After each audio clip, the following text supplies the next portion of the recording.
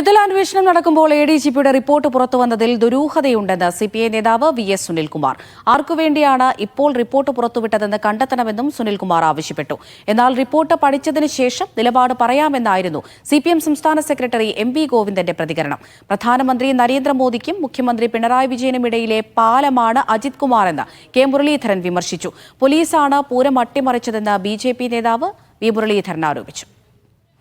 ഉന്നതതല ത്രിതല അന്വേഷണം പ്രഖ്യാപിച്ചു കഴിഞ്ഞു. അതിൻ്റെ അടിസ്ഥാനത്തിലുള്ള അന്വേഷണ റിപ്പോർട്ട്, അന്തിമ റിപ്പോർട്ട് വരാൻ നിൽക്കുന്ന ഒരു പ്രത്യേക സമയത്ത് ഇപ്പോൾ പുറത്തു വന്നതിനെ സംബന്ധിച്ച് അന്വേഷിക്കണം എന്നാണ് എനിക്ക് പറയാനുള്ളത്. കാരണം അത് ദുരൂഹമായൊരു കാര്യമാണ്. അല്ല, റിപ്പോർട്ട് വന്നിട്ടേ ഉള്ളൂ, പരിശോധിക്കാം എങ്ങനെയൊക്കെയാണ് ഉള്ളതെന്ന്. അത് പരിശോധിച്ചില്ല, ഞങ്ങൾ പരിശോധിച്ചില്ല. അതൊക്കെ ചർച്ച, അതിലൊന്നും ധൃതി പിടിക്കണ്ട. നമുക്ക് അടുത്ത പൂരാകുമ്പോഴേക്ക് ശരിയായ രീതിയിൽ കൈകാര്യം ചെയ്ത് മുന്നോട്ട് പോയാൽ മതിയല്ലോ. പൂരം കലക്കിയവനെ കൊണ്ടാണ് റിപ്പോർട്ട് എഴുതാൽപ്പിച്ചത്.